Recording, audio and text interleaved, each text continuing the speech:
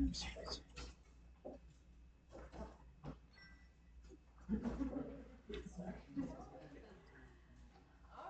thank you all for coming. I'm Summer. I'm the curator here at the museum. Before we get started, everybody please take a second to turn off or silence your phones so we don't have any distractions. So a few announcements going on at the museum. Dia is going to be having a boutique sale here on March 25th, featuring previously loved jewelry, handbags, clothing, china, and more. That'll be here in Baker Hall next Saturday from 10 to 2. And then we have two special events coming up in April. On April 8th, we'll be partnering with the Old Town Dinky Club to host an Old Town home tour. Tickets for it are available now online, over the phone, or in person here at the museum. And we have wrap cards with information at the back table. And then we'll be having our 20th annual golf tournament on April 14th. So if you're interested in signing up, we have registration forms with all the information you'll need at the back table as well. As for upcoming programs, our April brown bag lunch on April 5th will be with Marsha Pertuse, who will speak about the history of the orphan train movement in the U.S., in which children were taken from overcrowded U.S. cities and sent to new homes in the country. Marsha's grandfather was one of these children, so she'll talk about her process of researching his roots. And then our April Third on April 21st will be with author William Glass, whose talk is called Growing Up in an Army Family, 1947 to 1966. The talk is a complement to his historical fiction novel called As Good as Can Be. So that's it for announcements, but as most of you know, tonight is the opening of our 2023 student exhibit. Each year we have a student exhibit program in which high school students have the opportunity to research and present a museum exhibit from start to finish. They do the whole process. So they get a broad topic. This year the topic was advertising, and then they kind of have to narrow their focus, do all the research, and ultimately design the exhibit. So the exhibit this year ended up being largely focused on newspaper advertisements from the 19th and early 20th centuries. And we had two students this year, Brianna Floyd and Eli Johnson. So I'd like to recognize them for all the hard work they put in. And Brianna is here with us tonight, so I'll hand it over to her to introduce herself and our speaker.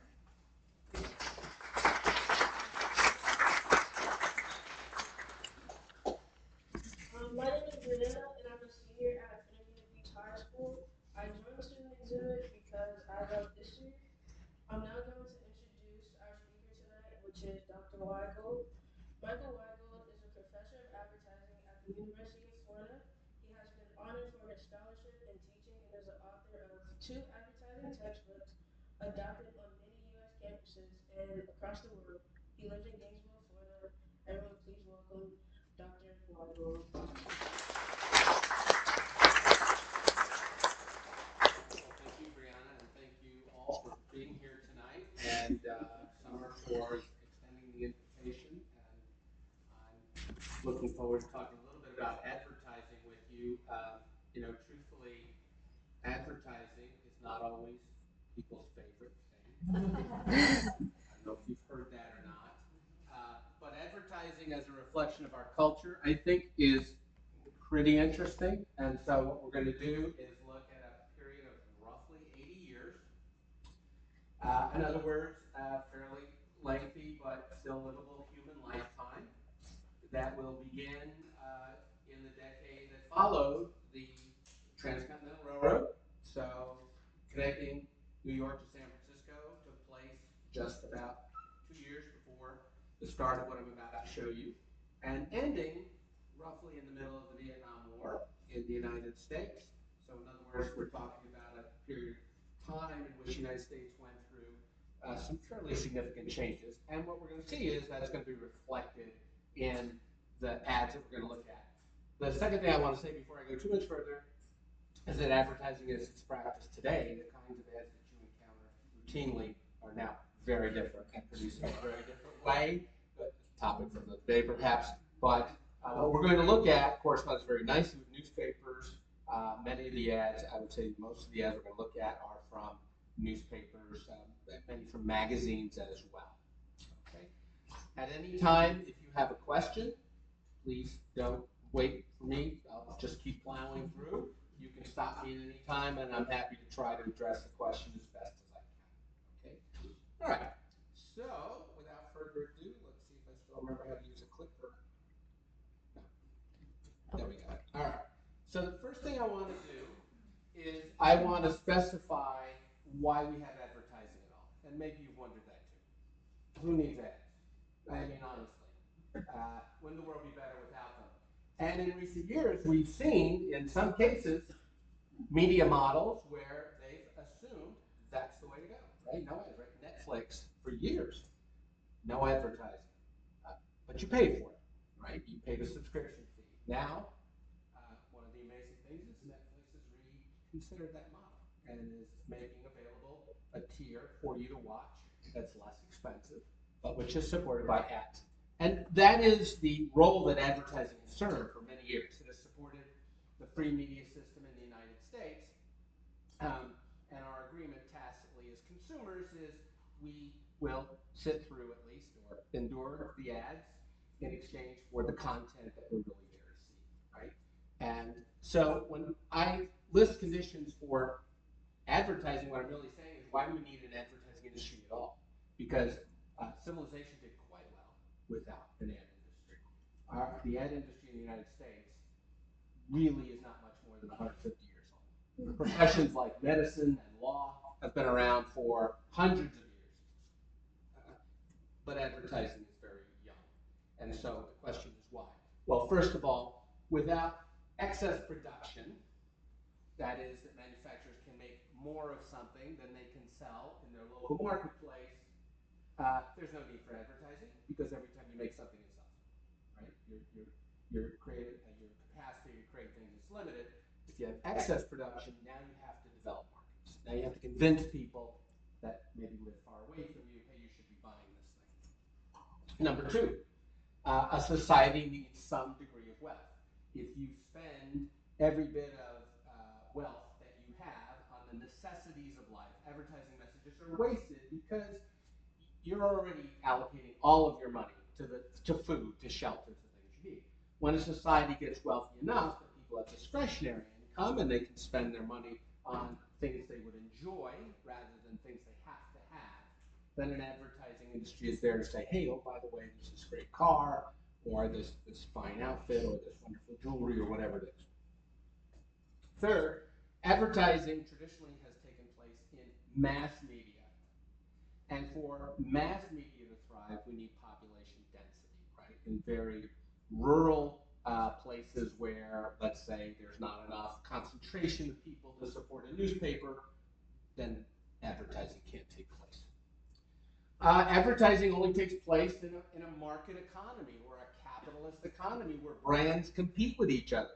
Where Samsung says to you, you want our phone, and Apple says, no, no, no, no, you want our phone. Our phone's better, right? And so they have that back and forth with each other. And finally, free media, by which I mean not literally free, you often pay for that media, but free, not government subsidized or controlled, right? Independent companies that use advertising revenue to support their business models.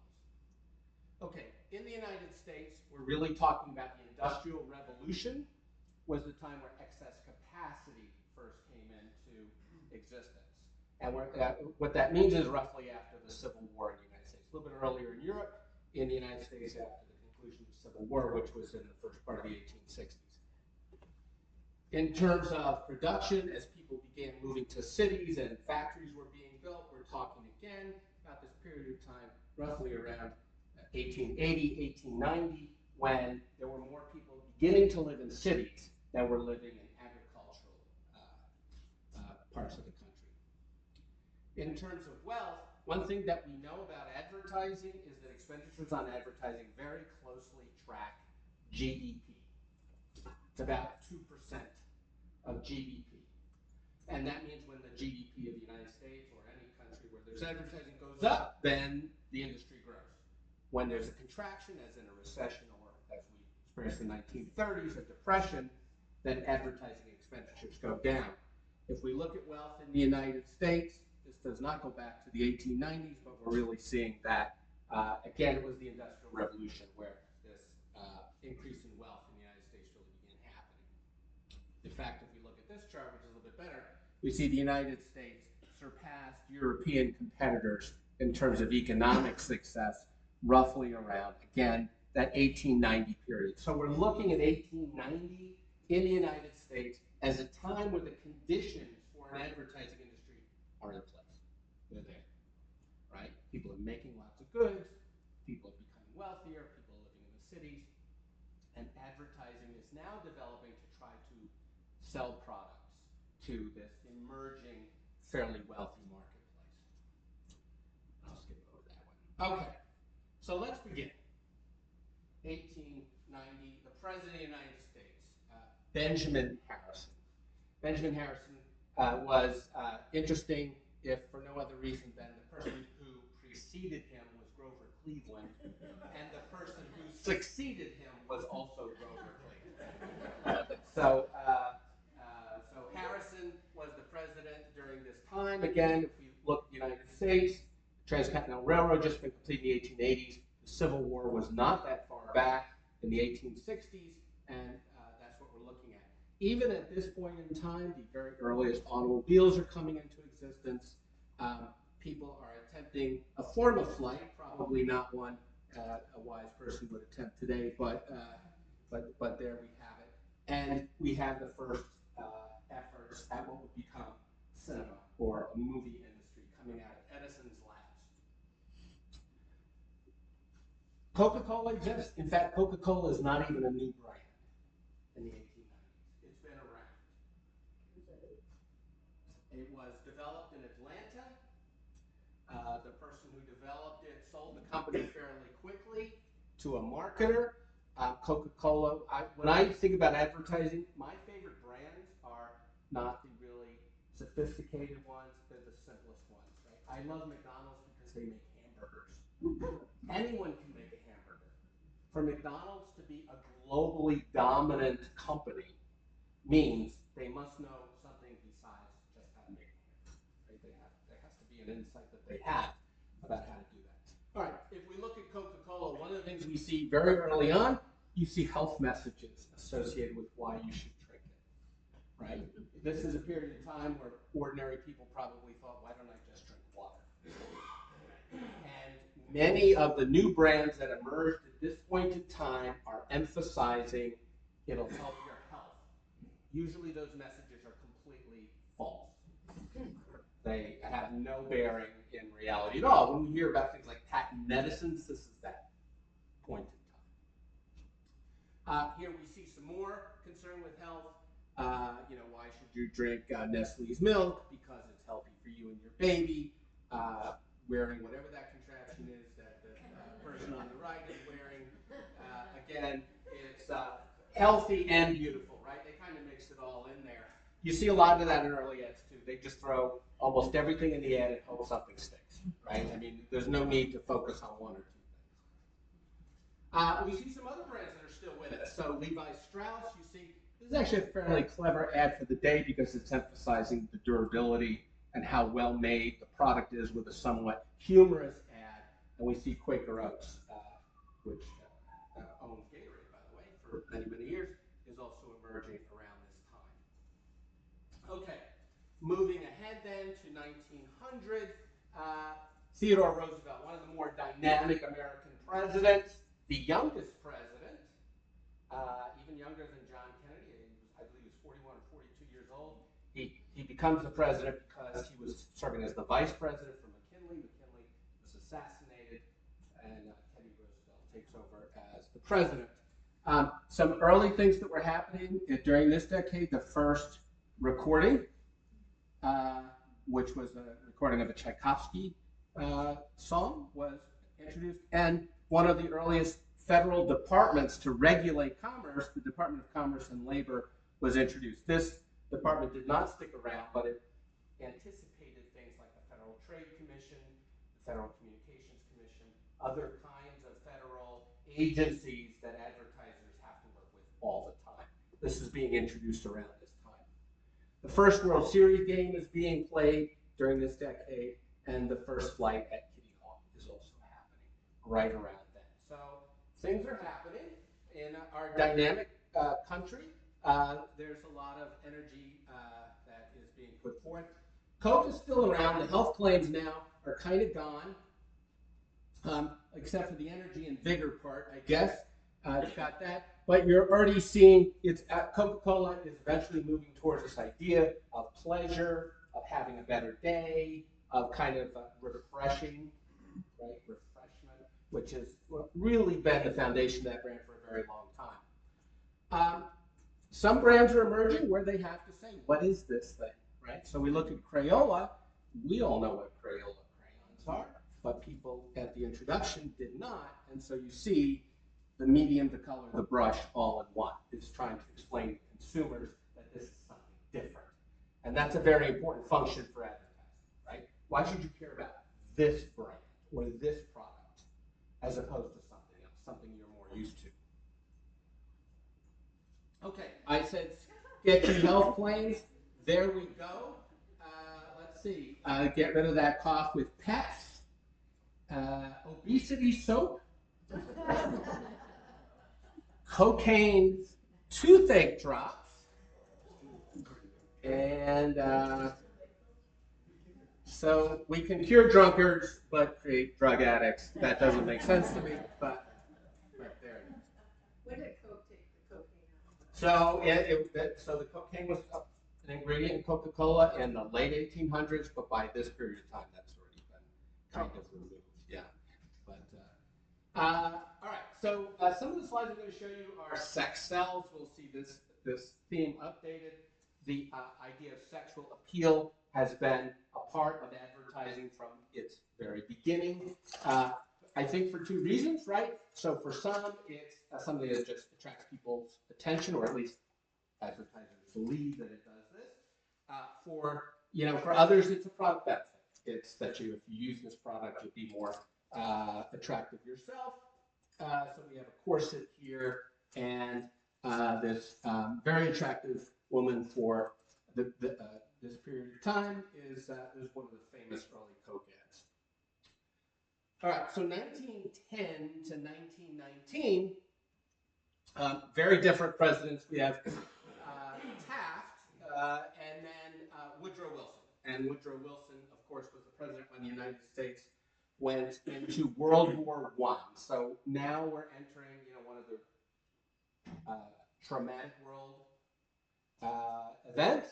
Millions of people lost their lives, not just soldiers and armed forces, but civilians as well. The United States enters the war. Europe gets involved first in 1914. The United States enters the war relatively late, but then helps decisively turn the war in favor of Britain and France.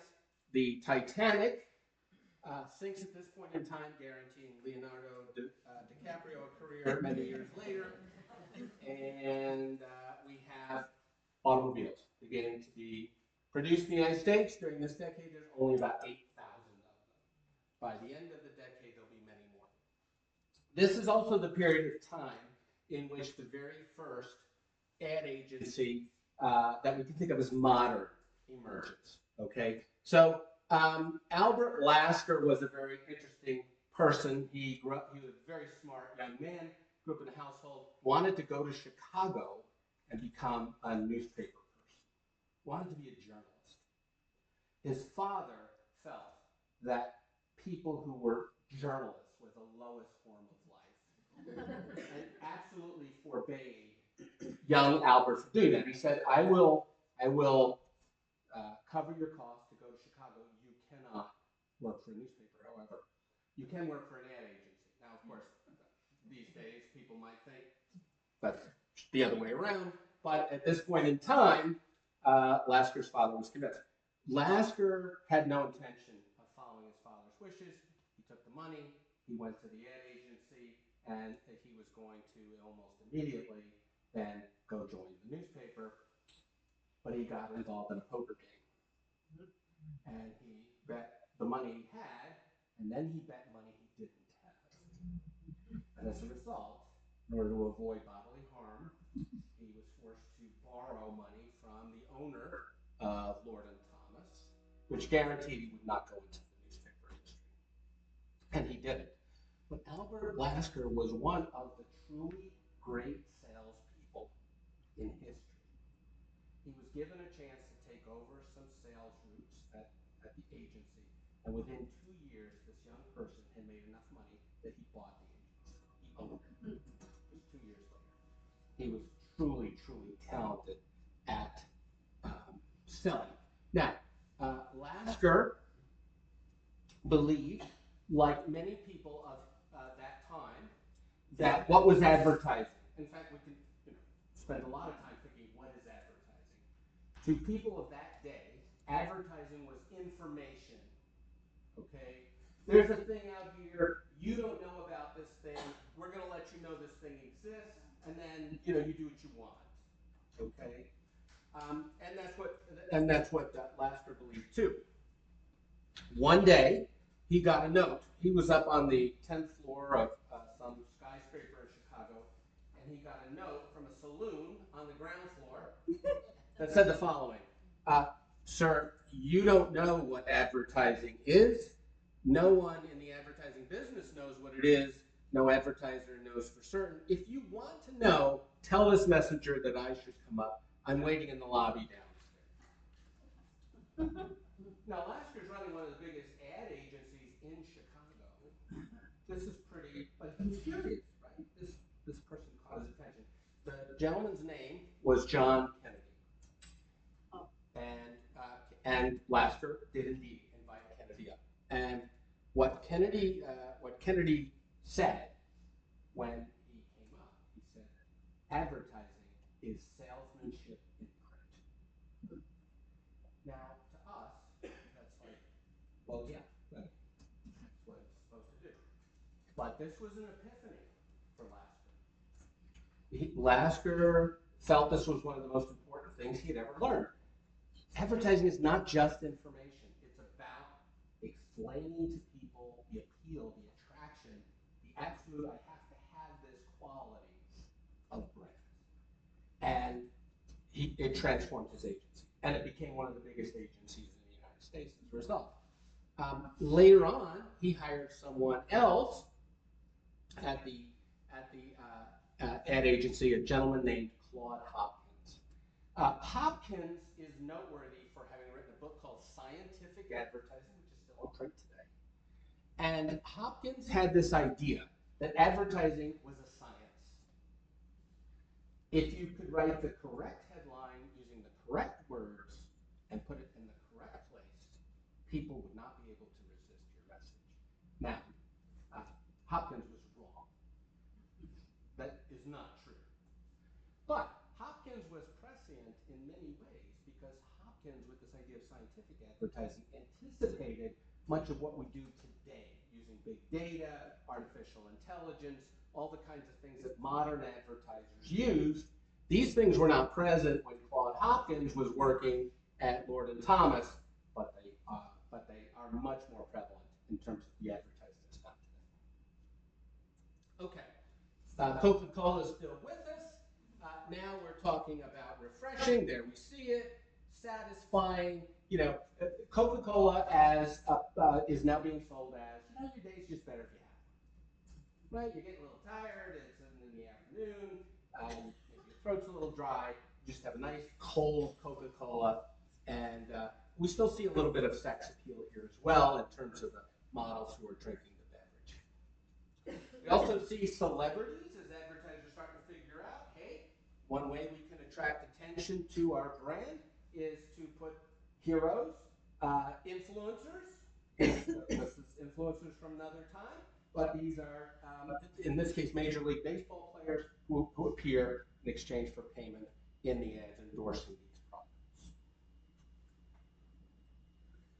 The Harley-Davidson motorcycle company is here, and Ford is beginning to mass produce cars. I mentioned we started with 8,000 cars at the beginning of the decade. By the time the decade's closing, Ford is producing a lot of these new cars and doing very well with that. The health appeal is still there. say 10 ick. You see on the right there, it brings mental sunshine. Who doesn't want that? Let's see. We have the magic that lies in oats.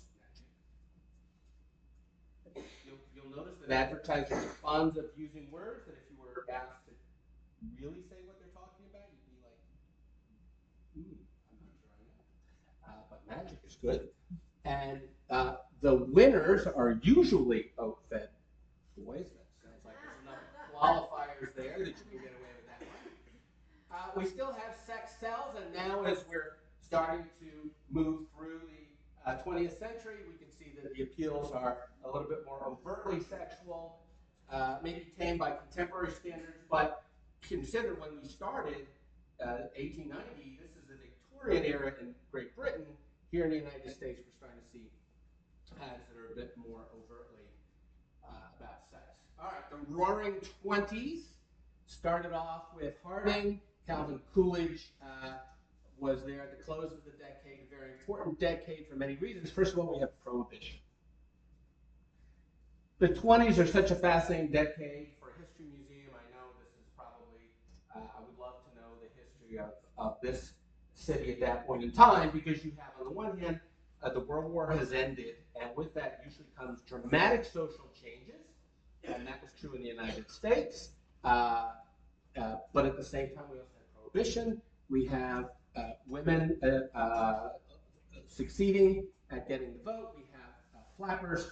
We have radio as an alternative to the print media that we're seeing throughout this, and we have movies and movie stars, and the broadening appeal of mass media other than newspapers and magazines. We also have a new product that is quickly becoming one of the most popular consumer products ever. The 20th century was all about the dominance of cigarettes. People had been consuming tobacco in the New World virtually since they arrived. Indigenous peoples used it before Europeans got here. Europeans got here, tried it, said this is great. They took some home, but it was not a mass product until someone figured out how to create a cigarette, which was just an easily transportable, easily consumed product.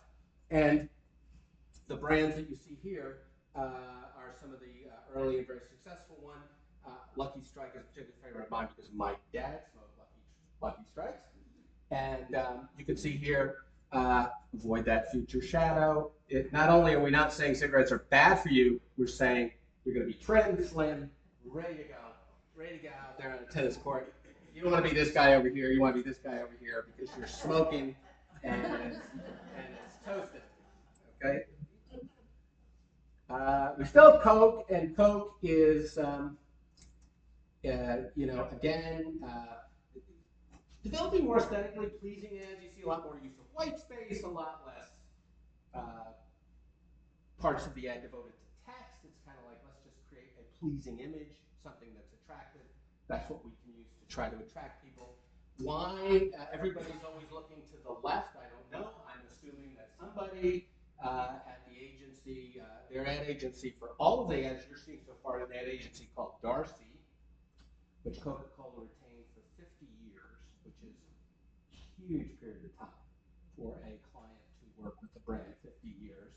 Darcy's doing all of these wonderful ads. Of course, cars now are becoming increasingly prevalent, and Ford is facing competition, as you see, with Chevrolet and Cadillac. And yes, sex continues to sell. Advertisers have always been in love with the idea of using sexual appeals as a way. Some people think it's lazy. It's a way we don't really have anything to say, so we're going to throw sex in there.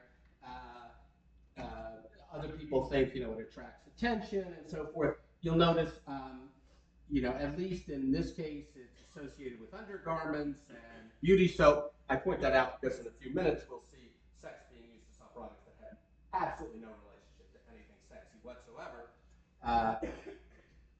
And we still have tobacco ads. I was interested to see Amelia Earhart was one of the early female celebrities for tobacco. In fact, she insisted she smoked quite a bit while she was flying her airplane on long ventures.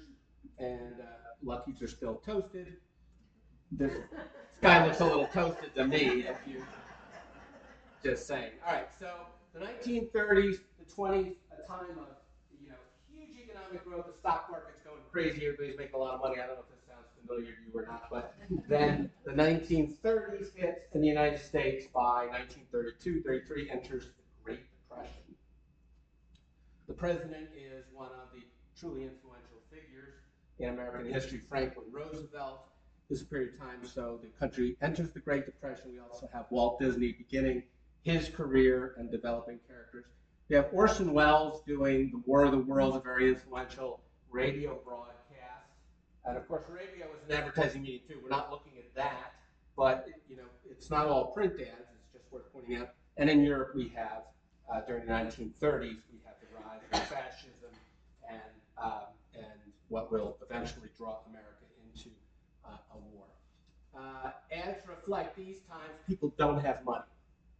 Right, unemployment is 25% in some of these years, and even people with jobs do not have a lot of money.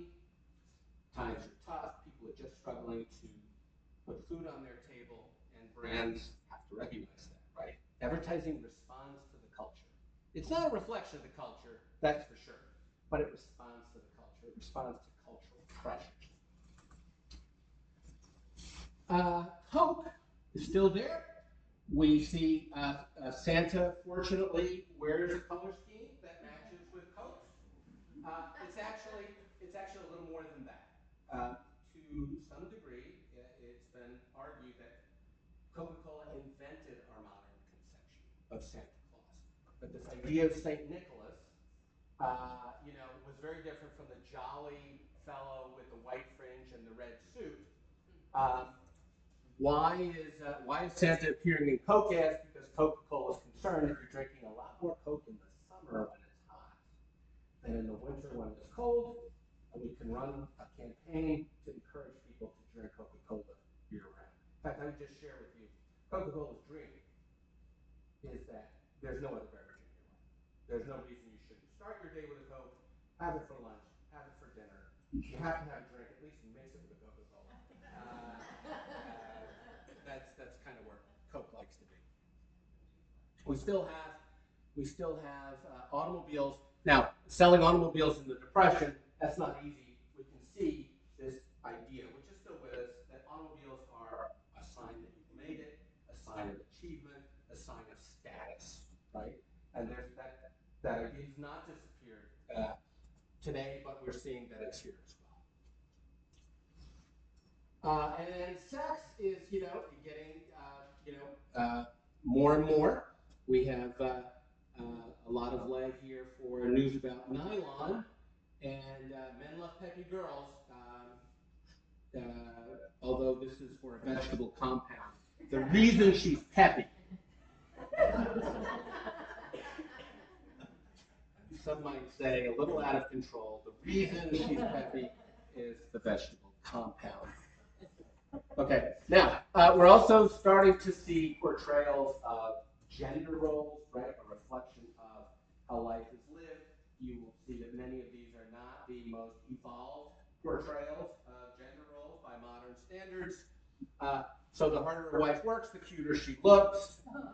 Probably couldn't run that today.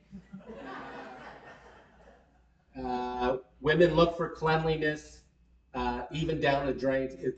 This is the kind of ad, right, that's meant to kind of place a little bit of anxiety in you. Oh my goodness, I know somebody just like this lady. She's don't look at my drains. I really need to get this stuff. So it's not all about peppiness and all of that. Sometimes it's also anxiety. All right, the 40s. Franklin Roosevelt dies just in 1944, right near the end of the Second World War. His vice president for 7 weeks, Harry Truman, who is not even aware an atomic bomb is being developed as vice president. He is not brought into that conversation at all. He takes over. Now, look carefully here because there's a reason this lecture ends with 1970. Okay, and that technology right there is going to be at the heart of that. Okay, in 1940 there are hundreds of TVs. By 1949, there's 1 million televisions in the United States. Um, uh, we can see also the atomic bomb has been dropped, or almost 1984, and Einstein's work as well. Okay, still talking about health. Uh, now this is one I never knew. If traffic is getting on your nerves, you might get nervous VO, and honestly, if you live in Florida, that's a concern. So you have Lifebuoy Health soap, and then over here, oh yeah, win your war against wrinkles with BioCell. Gosh, I don't know. Fortunately, this brand has long disappeared. But the idea is there's still this obsession with health that Americans have and continue to have, right? I mean, this is still how products are sold. Santa's still with us, but now the war effort is becoming a part of advertisements through the beginning.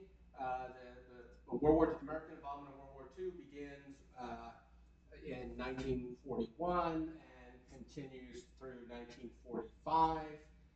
So the first part of the decade. The 1940s, like many decades, probably is two very different experiences, right? We have the first part of people making huge sacrifices for the war effort, and we have all these returning troops coming home in 1945, people entering the workforce again, factories converting over from making tanks and submarines and boats to making automobiles and refrigerators and all of that sort of thing. You can see here, toughest Fords ever built. They're emphasizing that Fords are being used to make tanks. Cadillac is being used to, Cadillac technology is being used to make airplanes. This could be a nice ad for our current relations with China. Have a Coke equals good winds have blown you here, which is a way to say we are friends to the Chinese. Of course, we were allies in World War II against the Japanese. Look at cars. Bigger, more colorful.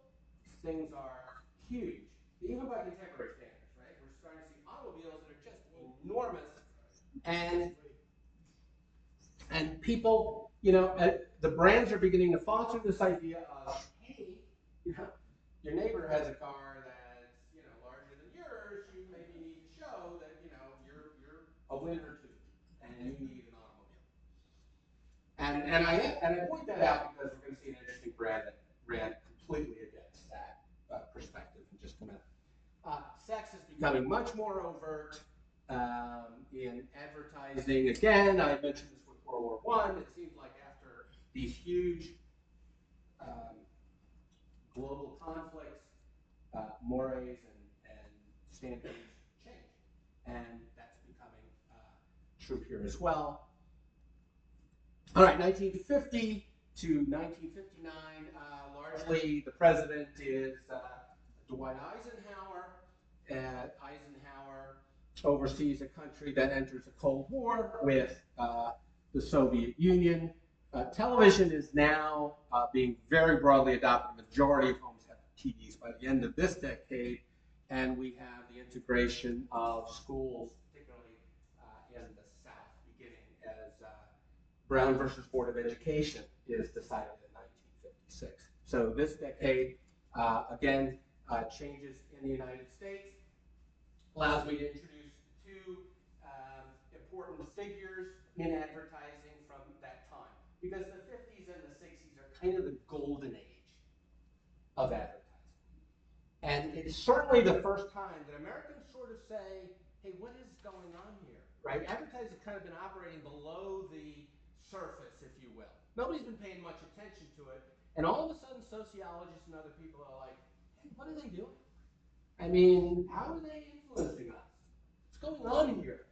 Right? So two of the important figures, we have David Ogilvy, a Scotsman, fond of wearing a kilt to the office sometimes, even though it's New York where kilts are not as common as you might think.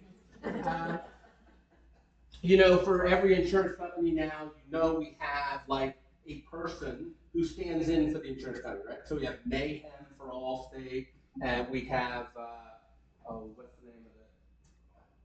Flow. Thank you, Flow. Yes, that's right. Flow for Progressive, right? And what? Oh, and we have the Gecko for Geico, right? I mean, for heaven's sakes, how could I forget that? It's a mnemonic I'm supposed to remember. Gecko, Geico. Why do they do this? Because insurance is a very ethereal product, right? How do you brand something that's insurance? How do you do that? Well, you give it a personality. And when you give it a personality, then people can kind of relate to something that's a little bit difficult, maybe for a consumer to relate to. David Ogilvy recognizes early on to sell Hathaway shirts. He comes up with this fictional character who wears an eye patch, the man in the Hathaway shirt. And for Schweppes, he comes up with Commander Schweppes. These people don't exist. They're not real. They're portrayed by actors, but they come to represent the brand. And Ogilvy is very good at doing this sort of thing. A second major figure, now Ogilvy's in New York. He's on Madison Avenue in New York. Traditional. In the Midwest, in Chicago, we have another large ad agency, actually founded during the Depression. This is Leo Burnett. Leo Burnett is serving Midwestern clients, so Kellogg's, agricultural concerns. Leo Burnett is very good with them, tobacco products. Leo Burnett is responsible for the Marlboro Cowboy, for the Virginia Slims campaign, which we'll look a little bit more at a little bit later on. When we think of Tony the Tiger or the Jolly Green Giant, this is Leo Burnett. So Leo Burnett is also coming up with these ideas of give a personality to the brand, right? Help the consumer understand something's distinctive about this brand. Very interesting person. Cigarettes, we don't get to when he becomes the president in this lecture, but he does appear in the lecture as Ronald Reagan, who was not a smoker, promotes Chesterfield and Joan Crawford as well, so we still see celebrities. You're talking about mildness. There's already a little bit of anticipation where things are going to go for cigarettes, which is health concerns.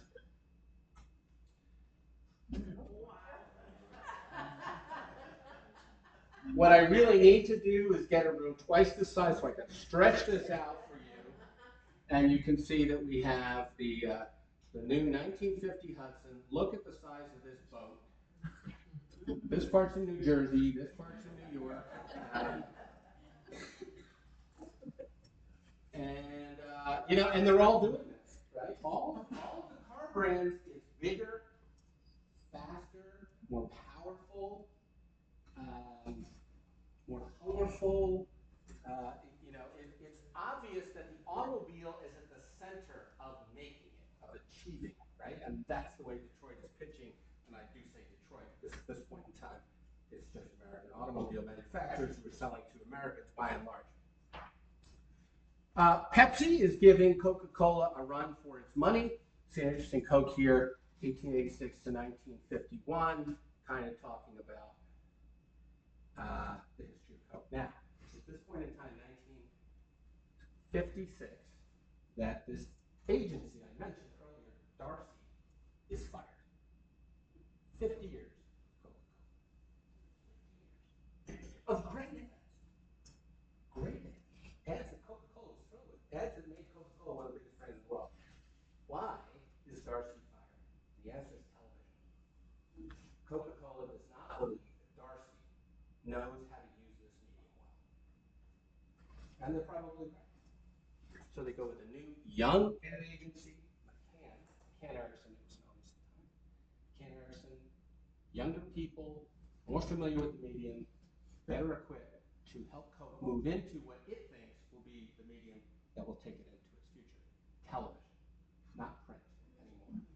Right? So Coke usually is looking ahead 5-10 years, and Darcy is let go. They place a very nice ad thanking Coke for their business, and they don't stick around for much longer. They eventually go out of business. Fortunately, we have Pepsi with more bounce to the ounce because that's what we want right there. We still have unfortunate messages coming from the advertising world.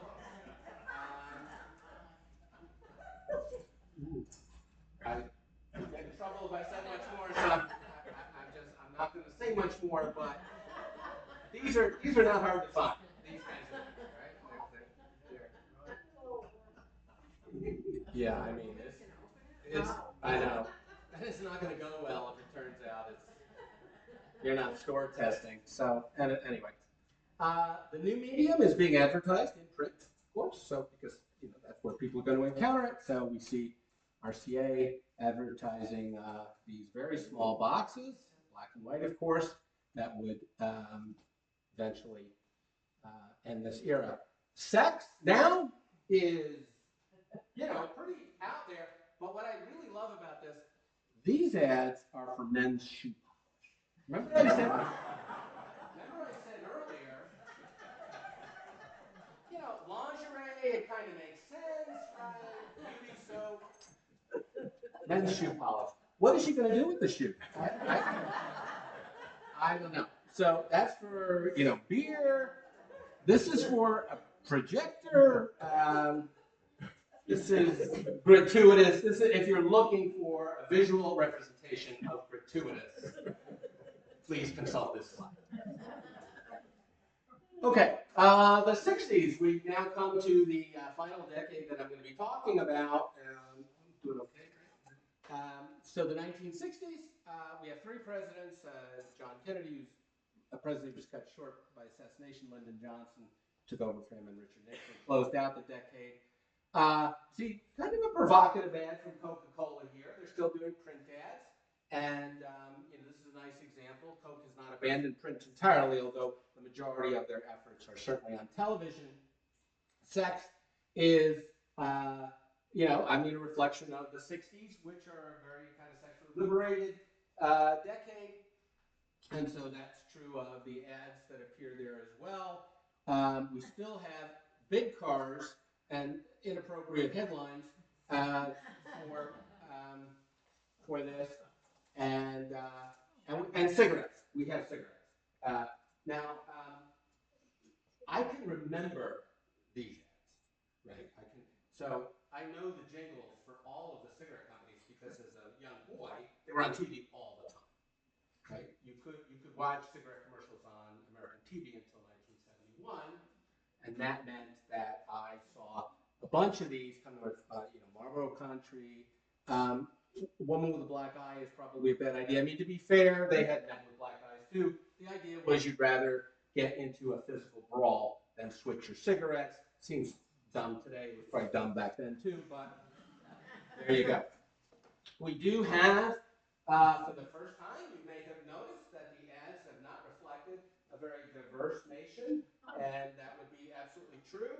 We are starting to see in the 1960s, actually, Coca-Cola and Pepsi-Cola were two brands that were, I think, a little bit more forward-thinking in terms of that. We're starting to see on TV that African Americans are portraying the leads in shows, and so there's some evidence of diversity. Certainly, it was not prevalent, but it's emerging. We still see terror. What woman would not be excited to get a sewing machine on Christmas Day? Better than a vacuum. Well, okay. At least he seems to get that Dad has made a horrible mistake here.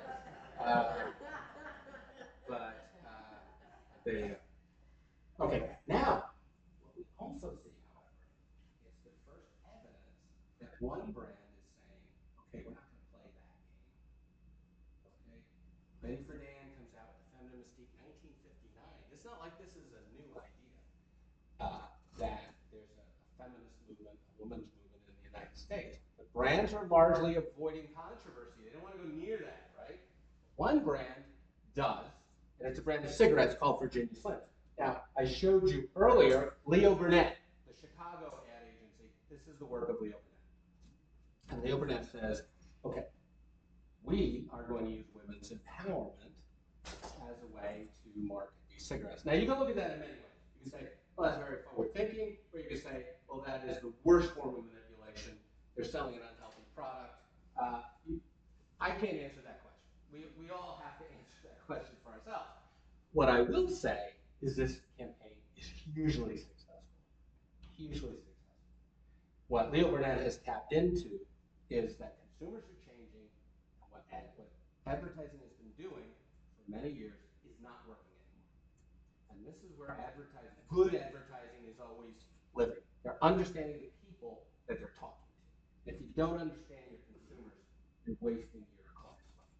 Right? So Leo Burnett is there, the message is resonating, and women are in fact buying this cigarette.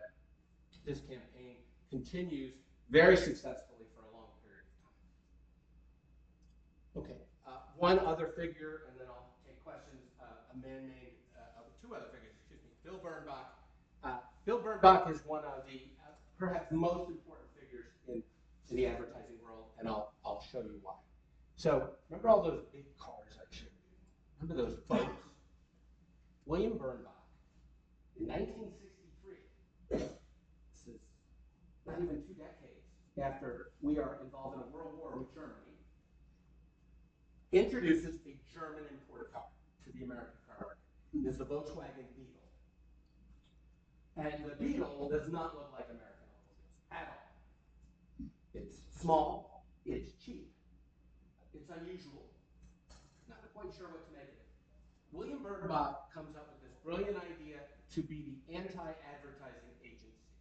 The ads that he's going to create, that his agency will create, will cross every line that American car ads have been doing. It's not bigger, it's not sexier, because if that's what you're all about, well, you're kind of an idiot. I mean, that's what they're saying. Keep your money, buy a car that gets you to work, and this car will do the trick. To deal with the concerns that people can't fit in the car, we feature Wilt Chamberlain in an ad. One of the most famous ads of all time in print, Lemon.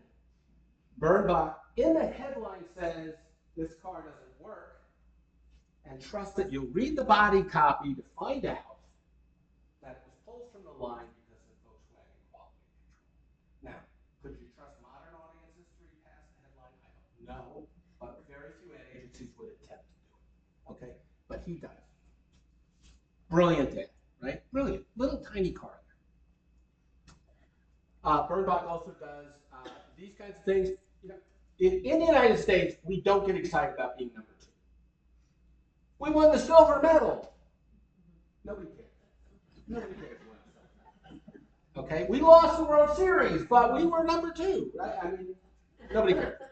But Bill Bernbach turns Avis, the number 2 rental car company, into a brand you want because he says they'll work harder for your business. They say Hertz is taking you for granted. We're ambitious. We want to be the best. That's why you should go with us. It's a really smart campaign. We see ethnicity introduced to a degree that has not been present before. Okay, one other figure I want to talk about, and then I'll take some questions from you. This is Mary Wells Lawrence. Mary Wells Lawrence was a true groundbreaker for women. She became the head of one of the most influential ad agencies in the United States in the 1960s, and created some amazing campaigns, particularly for Braniff Airlines, right? So the campaign that Mary Wells Lawrence created featured color. She didn't just design ads. She designed the colors of the planes. She designed the outfits that the flight attendants wore on the planes. She got into this idea we call integrated marketing communications today, which is that every consumer touch point needs to reinforce the value of this brand, and Mary Wells Lawrence was there at that point in time. Okay, that ends the 60s. Here's my postscript. Ms. Magazine, founded in 1971. What did Ms. not have?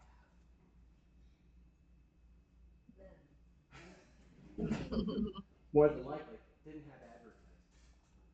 Ms. Magazine did not carry ads because Gloria Steinem was convinced that they would compromise their message if they had to satisfy cosmetics manufacturers or other kinds of brands. The other thing we have here is the Super Bowl ad at the Hilltop Singers. Anybody ever seen the Hilltop Singers? Mm-hmm. It's a wonderful ad to see. This is the beginning of Coca-Cola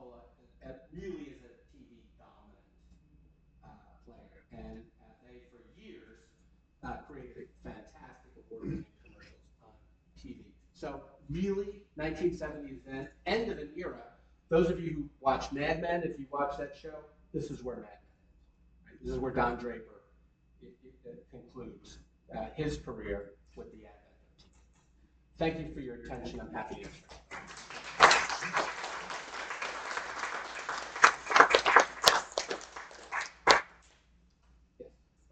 When did they start using quantitative measurement to see if ads were working? More recently than you might think. This has been a source of contention for major brands and their agencies for years. Agencies say you have to trust us. And the truth is, lots of mass media like we've looked at don't really lend themselves very well to that. But with the introduction of digital technologies, you couldn't go anywhere without being able to report on how effective your ads are. So I would say, as part of almost every campaign, it's pretty recent, within the last 20, 25 years. Yes. What ad agency? The woman that was Wells, I think. Yes. Was. What agency was she with? That's a great question. Her name was in the agency. Well, Wellsbridge. Thank you. You're welcome. You know, just say no. That was Mary Wells Marks. She came up with that many years after this, doing pro bono. Well, you guys have been great. Thank you. I'll stick around if you have a question for me, but otherwise, thank you for this opportunity.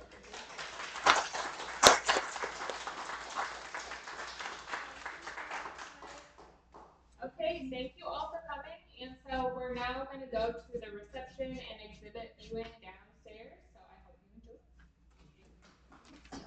enjoy.